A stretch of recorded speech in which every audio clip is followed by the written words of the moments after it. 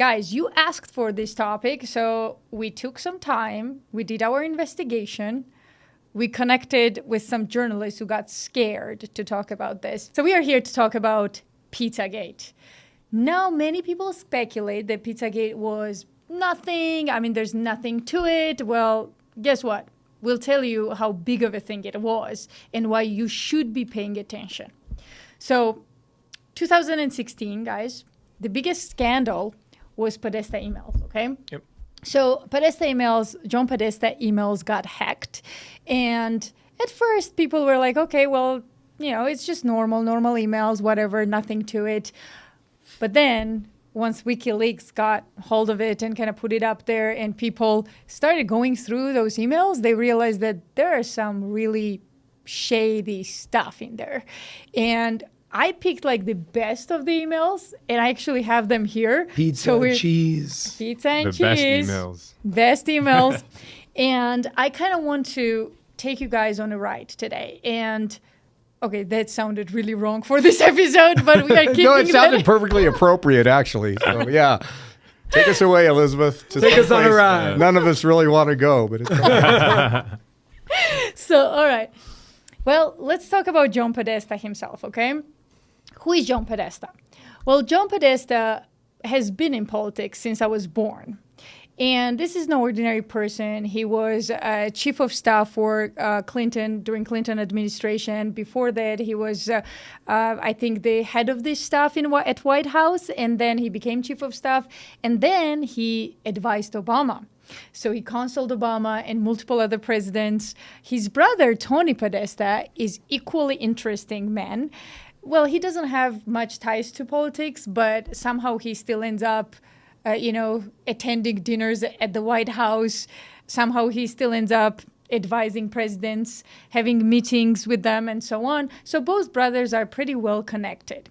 Well, in 2016, when these emails came out, people started kind of saying that they were using code words that pedophiles would have used in the emails.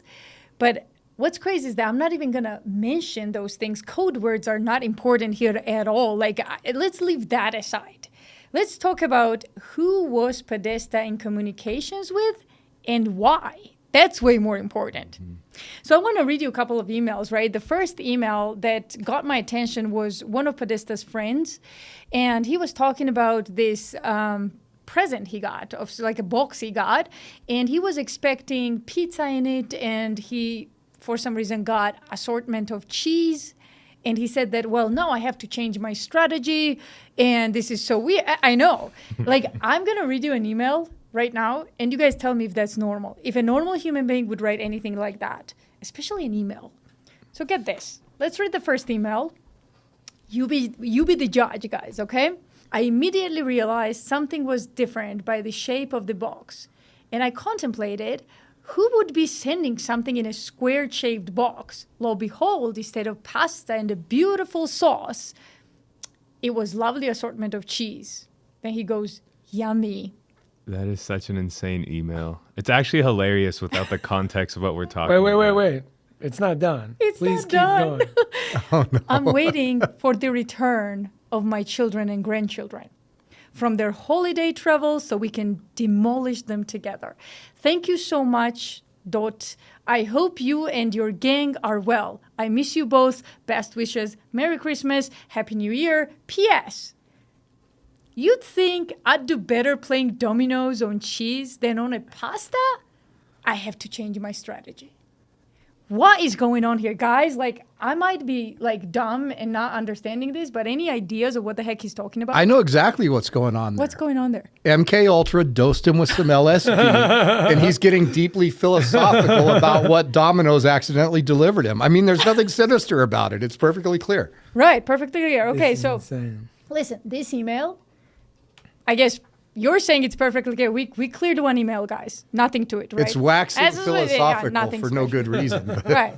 And he has to change the strategy for some reason because he got cheese instead of pasta. Well, he's What thinking strategy about are it. we And he's talking kind of about? like, well, when I called, I said send cheese, and I meant cheese pizza, but they sent cheese. So maybe next time I call, I should do something a little different. And maybe I should email John about it because I need guidance. I mean, it could happen. Who sent that email? One of Podesta's friends who's not important right now. To We'll them. get to him. To them, to Podesta, yes. Guys, second email is more interesting, and this is from Tamara Luzzatto. So who is Tamara Luzzatto? Now, so many actors are going to come in this episode, and I will try to explain them to you as best as I can, okay? Hey, So but what do Tamara- you think that email meant? This email? Yeah, the one that you just read. I think he's talking about some kids that he's getting as victims, and I think this is my personal opinion, and I think he's talking about some victims that he was sent, and he probably didn't get what he wanted, and he's trying to convey that to John Podesta. I think the But I next don't know. message you're about to read makes that clear. Okay. Right? Yeah. Okay, so number 2 email, guys, this is like really bothering me. This email is like really troublesome. So Tamara Luzzatto, first I want to explain who this woman is because it will make sense to you in a second why someone like that would email Podesta something like this. So Tamara Luzzatto is also in politics. Well, she used to be a staffer for, wait for it, Rockefeller, Oh, God. John D. Rockefeller for 15 years. And then from that position, she goes to serve, wait for it, Hillary Clinton. So while Podesta is chief of staff during Clinton administration, we're talking about Bill here, well, Tamara Luzzatto goes to work for Hillary Clinton as chief of staff. So it's very interesting, right? And here is what Tamara Luzzatto says. You want to read that? Yes. Tamara's email mentioned that there would be 7, 9, and 11-year-olds in the pool for more entertainment. This is the actual email if you want to read it. I'm popping in again to share my excitement about a reprise for our gang's visit to the farm in Lovettsville. And I thought I'd add a couple more notes. Bonnie will be the Uber service to transport Ruby, Emerson, and Maeve, ages 11, 9, and almost 7. So you'll have some additional entertainment, and they will definitely be in the pool. That's disgusting. That is Oh my disgusting. God. You see, there's a few things wrong. There's a lot of things wrong here. But there's a few things wrong here in terms of understanding Right. to connect what that actually means. Right. When you say Bonnie will be the Uber service to transport Ruby, Emerson, and Maeve, why do you have to give me their ages? Why do I care about how old Right. they are? Exactly. Yeah, that's very true. Why isn't it their mom? Right. It doesn't make sense. Can you just say that kids are coming? But what is for some additional entertainment? Listen, I don't know how these people roll, but me, I don't want kids around. Right. That's not During- entertainment, that's No. work. Right. Unless you're sick in the head. Unless you're sick in the head. Thank you. So let's talk about this a little more, okay? So here's what I did, guys, because I just can't chillax in life. I just can't. So here's what I did. It's very important when this email was written, and that is October 8th, okay? October 8th. Remember that date. So I was thinking, okay, there's like multiple options here, right? Let's give these pedos benefit of a doubt, and maybe they are normal people, right? So if they are planning for a party, it's gotta be a kid's party. Why would they need a 7-year-old in the pool or 11-year-old or the pool itself? Like, unless it's a kid's party, right? So I was like, okay, well, Podesta has grandkids and seems like others do too. So let's check out if any of the grandkids' birthdays are around October or November. Maybe, they are rich people. Maybe they want like a very rich party and they are, planning this like a month ahead, right? So I checked all 3 months. But here's an interesting thing here. So first and foremost, I've never seen such a secretive subject of investigation in my entire life, and I've been doing this for a very long time. You can't get anything on Podesta's family. Wow. I mean, I looked everywhere. The only thing I didn't do is file a Freedom of Information Act. I mean, I did everything I could. And then I called a friend of mine who I knew the family. So I was like, I need you to tell me if any of the Podesta grandkids have birthdays during these 3 months. Any of them. Guess what? There are no birthdays of Podesta grandkids.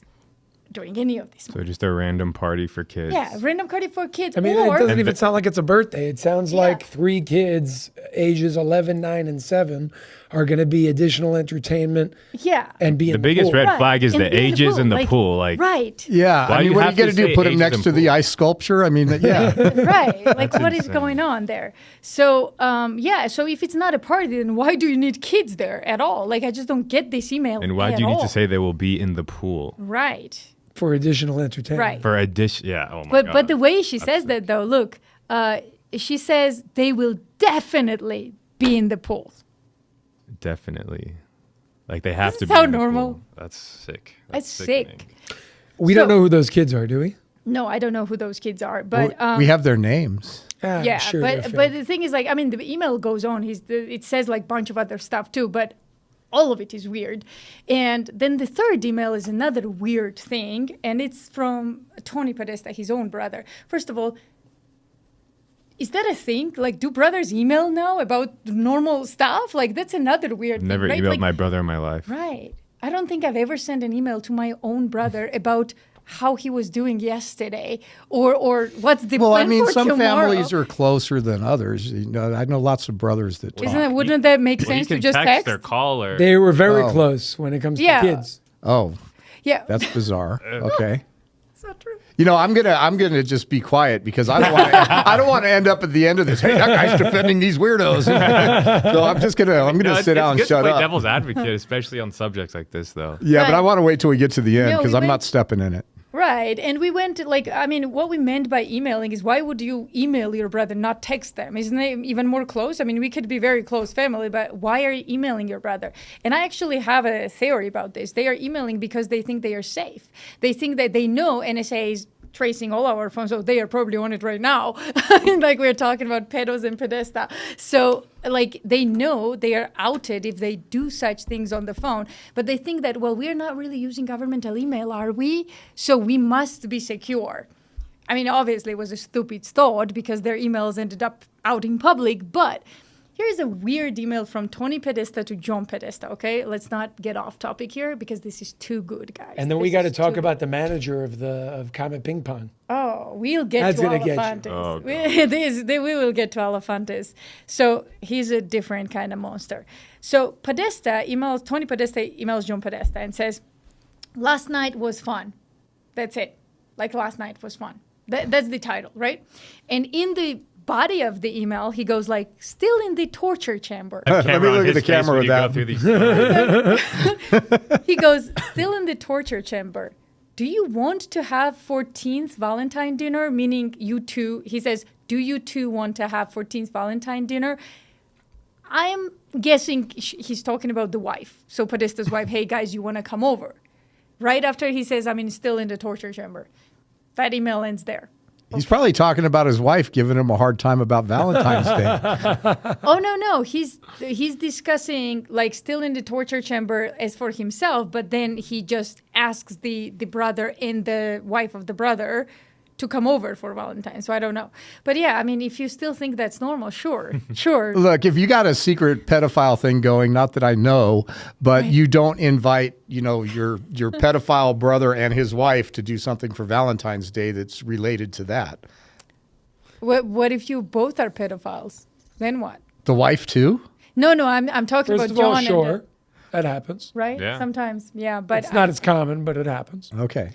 when As you're a matter of fact, Sound of Freedom, the movie, based on a true Oh, right. story. Yeah. I was an executive producer of it. The true story itself, the person running the child sex trafficking ring was a woman, and she was Miss Columbia. Oh, right. And then, of course, we have Ghislaine Maxwell, who was certainly helping. Yeah, and helping accordingly to the men she was romantically attracted to, right? Good film, by the way. So she was, as I know, romantically attracted to Epstein, right? And she still helped Epstein have sex with young girls. That's one twisted mother effer in head, right? Excuse my language. By the way, too late to say, but take kids off of the screen. Like, this is not, under 18 episode. So the next email is from Susan Sandler, and this is from Sandler Foundation. Now, this is another weird-ass email. Hi, John. The realtor found a handkerchief. I think it has a map that seems pizza-related. Is it yours? I can send it if you want. Any thoughts?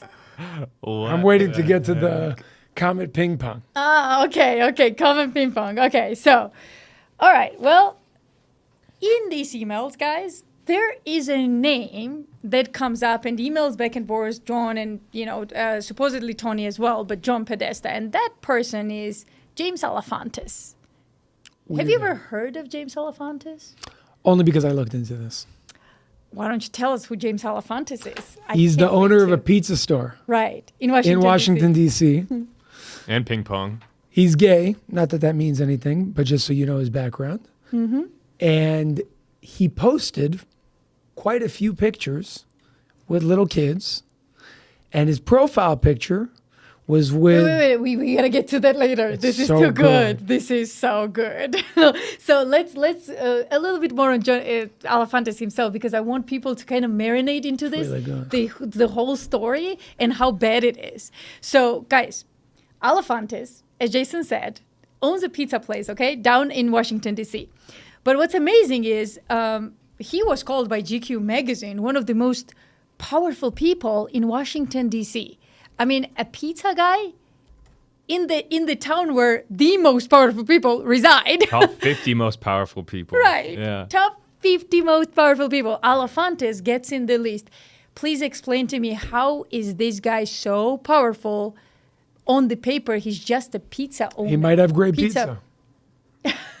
Even the most successful restaurant is probably not even top. I mean, start in the White House with DC, right? Like, there's 50 in there probably. Right. A little pizza shop, ping pong owner. So have we ever tried to look into the writer of that GQ article and try to get to the bottom of why they listed that guy? That's great lead. That's a good one. Oh, I see a follow-up episode coming up. Check your local listings. Yeah, so we actually looked into a lot of things here, okay?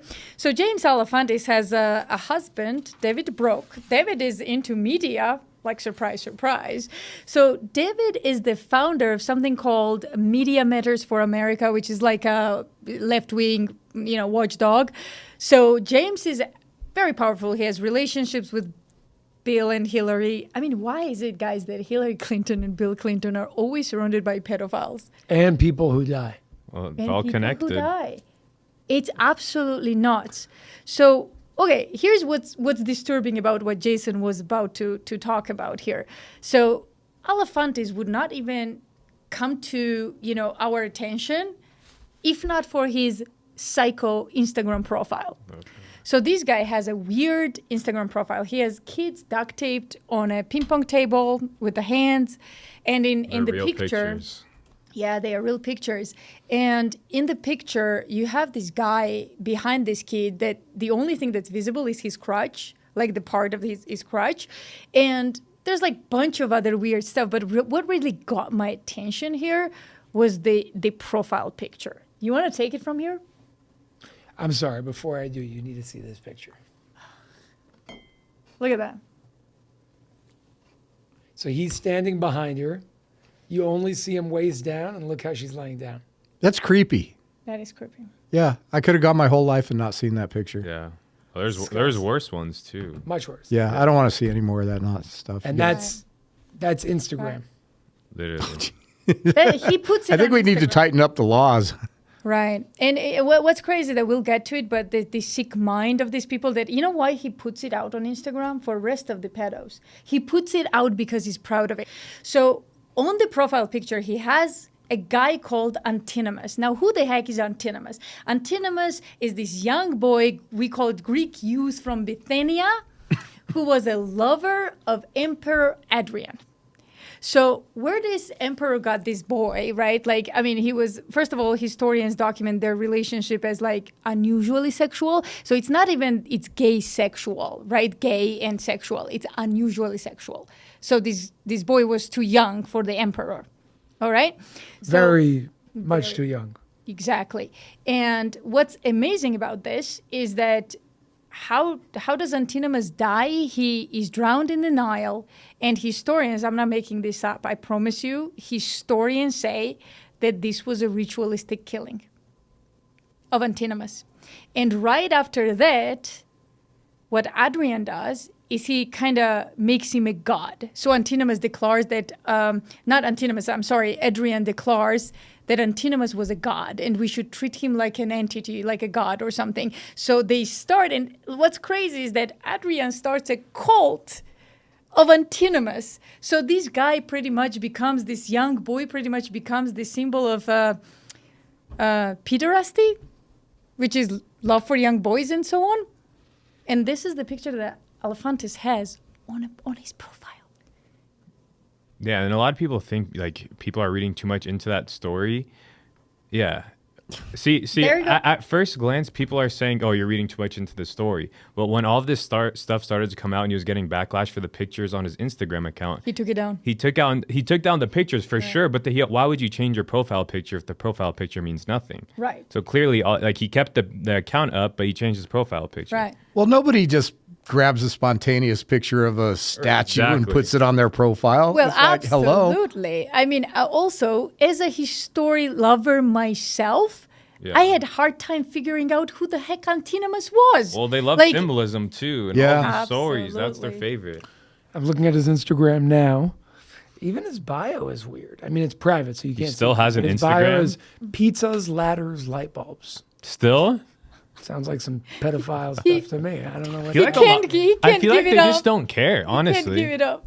He can't give it up. And you said his partner was David Brock, right? Yeah. And he had the company that was so it basically censors misinformation on social media. Right. So like he probably knew it was just weird to post these pictures of kids, but he knows that his partner is basically controlling social media information going out. So he probably didn't even care. He's doing it, like you said, for all the other pedophiles that follow him. And it's all just a secret little fun game for them. It's weird. I don't know if you remember, I saw a picture of it. There was a painting connecting Anderson Cooper when he was a kid. Anderson Cooper? Mm-hmm. CNN's Anderson Cooper? Mm-hmm. No, I didn't see him. What? I'll send you a video. Send me a video, dude. This is crazy. Connected to all of this. But when he was a kid. When he was a kid. Yeah. When he was a kid.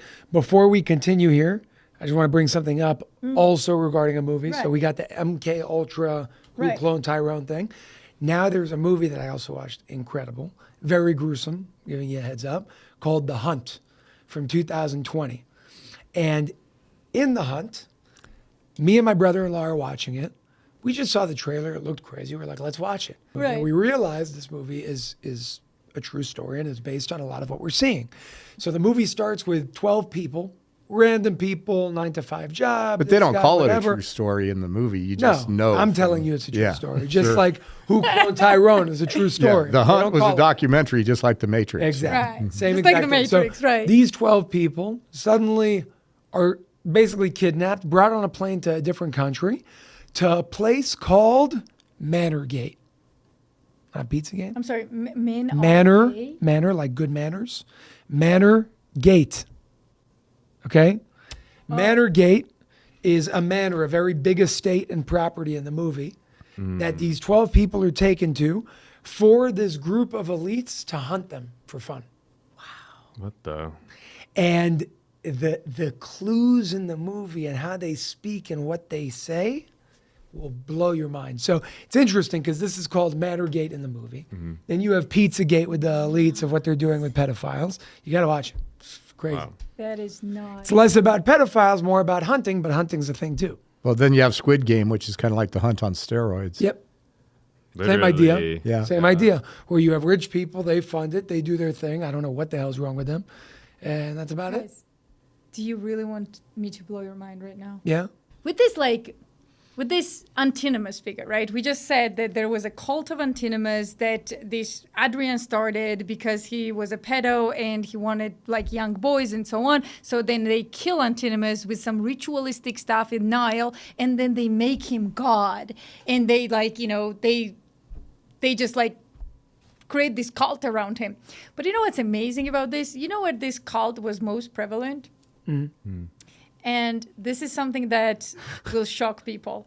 So it went out of Roman Empire, and it was part of France as well, but part that belonged to Roman Empire. One more point here I want to bring up with Marina Abramovich. Oh my goodness. God. That's You another heard of can open. Marina You wanna Abramovich? open that one for us? Yeah. Crazy. Crazy. You know, like Bill Gates is good friends with all those people. Oh, yeah. Jay-Z. So Jay-Z. Marina Abramovich, number one, she claims that she's from this like religious background. God forbid, I don't No know what's shot. wrong with her. She performs. It's under the disguise or label of art. She calls it spirit cooking. Oh, I've heard of this. You've heard of it? Have you seen the directions to it? No. It's crazy. Look up the directions. It's I know the end just- result of like what some of the ingredients and whatnot. Oh my God, it's so filthy. It's disgusting. And she draws it with pig's milk on a wall. Right. She does it with pig's blood. milk, pig's So- milk. Does it with sperm. Fresh sperm. You have to. Breast milk as well. Yeah, breast milk as well. And what's crazy is that, guys, we're not speculating anything here. This is her words. Let me explain to you why we are telling you this stuff. She has a cooking book with the recipes. Right. Marina Abramovich says that these are real things, but don't worry. I mean, they sound gruesome and all that, but you know what? It's all natural, and it's about to represent nature's rebirth or whatever. And Fertility. fertility.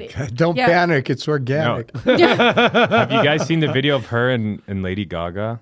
Yes. I The have the no- one it's literally on Marina Abramovich's Vimeo, and it's for the public to go watch. Where Lady Gaga was one of her students, and Marina talks about it. And she lays down on the floor, and they play these really weird frequencies, and you can they literally listen to it while you're watching the video. So crazy. They go out in the woods after they listen to these frequencies. Lady Gaga's completely naked, and Marina Abramovich is just telling her what to do. She puts these horns on her eyes, and they sit in a chair in the middle of the woods and do these weird rituals, and it's all online for anyone to watch. And no one knows about it, and it's the weirdest thing I've ever seen in my life. Yeah, and she does these weird rituals. She portrays them as art, but she had rituals where she had pentagram painted and then put it on fire and then jumped into it.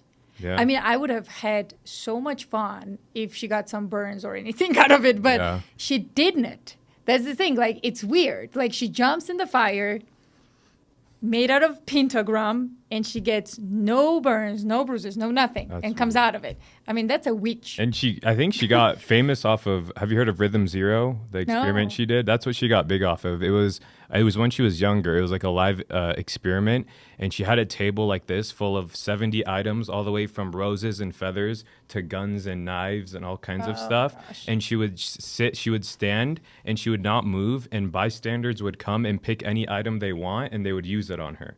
So you can either like tickle her with a feather, or you can have a knife and literally What a cut gun, her. I think, as And well. there was a gun and Loaded a bullet. gun. She literally said, use any of the items however you want, and like there'll be no repercussions for it. And she talks about everything, and it was there for 6 hours, and she came out all bloody, and like it's like, who does these kinds of things for what? That's what I'm asking myself. I'm like, Why did you do that? What is it about suddenly having a little bit of power and having some money? It's like, oh, look, you're rich and famous now. You can do anything you want. We got some weird stuff on the menu. Who does that? I don't think that's it. I don't think it's about power and money. I think there's sick people who happen to have power and money. Right. And that's how they I choose to do, because agree. there are great people with power and money. So you think it's Right. out of They're just sick in enjoyment the that head. she does I that? Like think she Tucker Carlson likes that? explained it better. I think Tucker got it. You know what Tucker said? Mm. I just don't understand what's the enjoyment here, right? And then he was like, I think the enjoyment comes from killing something innocent. That's it. Like, they are after something that's innocent, and they want to destroy it, and they get high out of it. That's it. So you're saying there's a lot of people out there that would do it if they could. Yeah. They just average people of Statistically, average 1 in 10 income. people are pedophiles. Really? Really? Gosh, Is that's that real? creepy. There's no That's way. crazy. Yeah. Really? Yeah. That's Statistically, all of us have somebody in our extended No family way. that's a pedophile. Yes. I just I blew think my I know mind. who they are. No, but for real. For real. Yeah. So Uncle M, you're busted. The reason we mentioned Marina Abramovich, and we can like kind of wrap it up with Balenciaga as well. Well, guess what, guys? You might say like, okay, great. These, Podesta brothers are pedophiles, and Alefantes is definitely a pedophile. By the way, we're not claiming anything. We're just giving you facts. So allegedly. Allegedly. Allegedly. So everything. Yeah. Everything is alleged here, but we're giving you facts. Podesta hasn't come and said, well, yeah, I'm a pedophile. So what we have is what we have, and you have to kind of put it all together, right? So this whole thing with antinomies, this whole thing with the cold, this whole thing with the profile pictures, all of that. But what's really crazy is that you might say, okay, well, what does this Abramovich woman, some weird artistic woman, has to do with Podesta? Or Alefantes. I mean, Alefantes and Podesta might be friends. Okay, well, I see the connection there. But how does Abramovich come into this whole thing? Well, guess what? Alefantes also had Marina Abramovich's picture on his Instagram. So it's not just Podesta. This is a club. It's a circle of weirdos and This is a sickos. circle of sickos. God, can you imagine some of those pizzas he cooks up late at night? Oh my gosh. Jesus. Absolutely Made not. him the top 50th most Hey, babe, important come people over. in Let's make DC. pizza art. Yeah, and Disgusting. guys, before we wrap up, I have to kind of mention Balenciaga, because you can't do this episode without doing Balenciaga and how fashion and like Hollywood is involved in this. And when we talk about Hollywood, I know we sound like crazies here, but again, I mean, dispute the facts. Dispute the emails. Like, we're not telling you, we know for a fact that John Podesta is pedophile. We are telling you John Podesta got those emails. And John Podesta is friends with Alefantes. They have pictures together. They dine together. We are telling you facts, and we're telling you to put it like, if you think that's okay, that's great. We don't. So I think we should talk about Balenciaga as well, because they one of the biggest pedophilia scandal. And that's the thing, because related to it. all of this you were saying, it's alleged and all this. Balenciaga, I think, was one of the biggest things that happened in 2022, where they just basically said, screw it. We don't care that people think we're weirdos and pedophiles, because this blatantly says it. And it was out in public. It was literally an ad that they did. It was in 2022, and they had a bunch of pictures of children. And they were holding these teddy bears in BDSM style bears, which is basically they have harness and collars and all kinds of sexual stuff. And everyone can look it up. It's all over still. And in these pictures, they would have also subliminal pieces in the art. So Balenciaga is spelled B-A-L, right? In one of the pictures, they had spelled Balenciaga B-A-A-L. And we all know Baal is where they sacrifice children to, and that's Like a god. Yeah, like a god you sacrifice children to, and they intentionally spelled it B-A-A-L. There was also pictures of demons and stuff, but then you're like, okay, whatever, teddy bears, yeah, that's sick. But there was actually 3 ads, right? The next one, it was Adidas that was also part of this, and it was an Adidas Balenciaga handbag, and they took a picture of it on a table like this, and they put a bunch of papers under the bag, and then under the bag there was a paper from a Supreme Court case that was Ashcroft versus Free Speech Coalition, and that case was basically a win for pedophiles. And like it basically said, it struck down parts of the How child do pornography. pedophiles get a win? No, listen, it said, no, because this case said it struck down parts of the Child Pornography Act. In other words, the decision protected virtual or simulated child pornography as free speech as long as no children are involved. And that court case was in one of their ads. And then if you look at the person who took a picture of these ads, he was a man named Gabriele Galimberti, and he has a tweet on his Twitter that is now deleted. He says, "Why restrict child porn but not guns?" And that's a real tweet by him that he deleted. That was the photographer for these ads. It doesn't even make sense. What the hell is the connection? Why restrict child porn but not guns? Well, because we got need the some guns weird- to go after all the people into child porn. It's insane. It is insane. And And I've then- got some good ideas to why, but it's Is insane. Balenciaga a public company? Yeah. Well, Balenciaga is I don't think so. is a Well, it's owned by private Francis Pinault, course. but it's owned by a bigger company that's called, I forget the name of it. You could probably look it up real quick. But while you're looking that up, there was also a third ad, and it had Nicole Kidman in it. And behind that was a book of Michael Borman's. And if you ever heard of that, his most popular book, the cover of it, is children running around naked in blood. And so there was silent messages everywhere. Yep. There was That's what 3 they're different talking ads that all had children in some sort of way that was connected to child pornography. And then eventually they removed all of the ads, and they didn't really face any repercussions other than a $25 million lawsuit that was later dropped. And an apology from the creative director, Denma. No, Balenciaga filed a $25 million against lawsuit against a production company. I don't really think that's the problem. I mean, they allowed it to go out. Exactly. Well, Demna Gvasalia is a Georgian. And since I'm also Georgian born, I went ahead and called every person I knew in showbiz to find out some dirt about Balenciaga former director Demna Gvasalia. I mean, when you look at the guy, he's a pedo right there. When you look at him, like they show, like Alafantes and these guys, in my opinion, again, this is my opinion, they kind of show that they are not quite like manly and they are different. Like you can see in their demeanor, So one thing that's interesting about Demna Gvasalia is that he's not just gay. He's gay, but he's not just gay. His family disowned him. They pretty much told him that they wouldn't take his behaviors. I don't know what this was about, but they wouldn't take his behavior any farther and any longer. And he's not talking to his family. He hates everyone from his family. And he just started a new life, left to the, outside of Georgia. He left the country and he started his own career as a designer and so on. But it's very shady that his family would not deal with him because of certain behavior. I'm assuming probably this. Yeah. There's a quote I have here that he said, someone wrote that Lada Volkova, who used to work for Balenciaga, Gosha and I grew up on child pornography and radiation from Chernobyl, which is why we're all effed up. That was a quote he said. And then the other person, Gosha, he mentioned, had some accusations of asking a 16-year-old for nudes that the screenshots are online. So all 3 of these people, all into children, and it's all just really sick. Right. It's very sad to even discuss this, but it is what it is.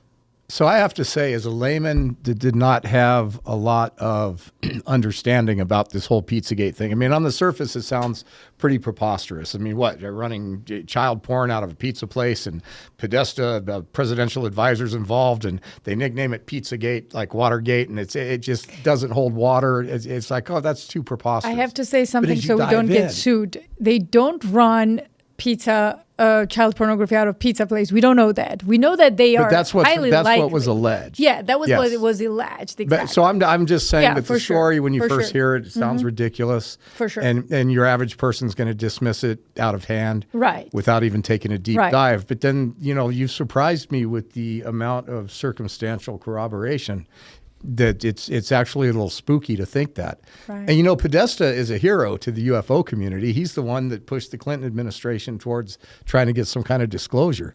And so, it's kind of a shame if that's even has any basis. Maybe it was meant to be. You know how there is a narrative that they want us to think it's aliens, but it's not really aliens. Maybe because I can't imagine that Podesta had any good intentions towards anybody. This is not the guy. I disagree. Again, filter. It goes back to the other conversation we had. A pedophile is very bad. Doesn't mean they can't do something good too. No, I understand. You got to. I know what I'm saying is extreme. Right. But Hitler, I never met him. Don't want to meet him, but I'm sure that he had relationships where he loved people too. Right. And we got to be able to filter between the two. Right. No, I agree. I don't disagree with that. It's just Podesta doesn't seem like a guy who wants anything that's, public. He seems like a guy from family to his work that he's very Podesta's in the phenomenon. Yeah. Yeah. I mean, these people are unfortunately almost untouchable. That's the issue. They can do these things and just laugh in our faces. Yeah, it's embarrassing when they get exposed, but at the end of the day, what's going to happen? They run the world, at least in the United States here. And they can do whatever good they want. That's the worst part. Putting all this together, for me, first, as I always have a hunch for these things. I've been doing this for a very long time. And you just know sometimes, before I even knew who Antinemus was, just the emails and putting these pictures of Instagram, the Serbian weirdo, Abramovich, to these people and their communication, like it was clear to me that these guys are seriously troubled, right? And then above that, this whole Elefante situation, and somehow tying Macron into this. Like this guy, I almost feel sorry for Emmanuel Macron. I mean, he's a victim. He's a victim of a pedophile. Yeah. His wife. And look what's happening now. Just put a bookend on it. We have this whole Epstein thing. Now, the whole time that And the then Democrats Epstein. were in power, the Republicans and MAGA and everybody else was trying to make it accusatory toward the Dems. You know, so you guys got something to hide. Why won't you release those files? And now we have a Republican administration, and they're doing the same exact thing. So whatever is buried deep inside the Epstein files is probably enough to bring down a huge amount of very powerful people, which is why it's being covered up from all ends, and it ties into the same thing. And the idea that we're living with that in this world, it's just sad. Right. You know, there's so many of us that we want to be good people. We want to live our lives. We have our spiritual callings. We do whatever we do. And some of this stuff is just too preposterous and shocking to even have to digest. Absolutely. Well, guys, I know this was not the most attractive and funniest episode, but you have to know about this thing. You got to protect your kids. You got to protect the ones you love. So this is why we do this. And I don't know a network anywhere that's willing to do this. No. So, you know, I do have one question, though. yes. You know, with everything we know about Epstein and his infiltration into probably this whole ring, you know, you would think that it wouldn't be a pizza shop. It would be like a falafel shop. You know, that's a good question for Epstein. Unfortunately, he's dead. Or They is silenced he? him. Or is he? Well, guys, comment below what you think and stay tuned.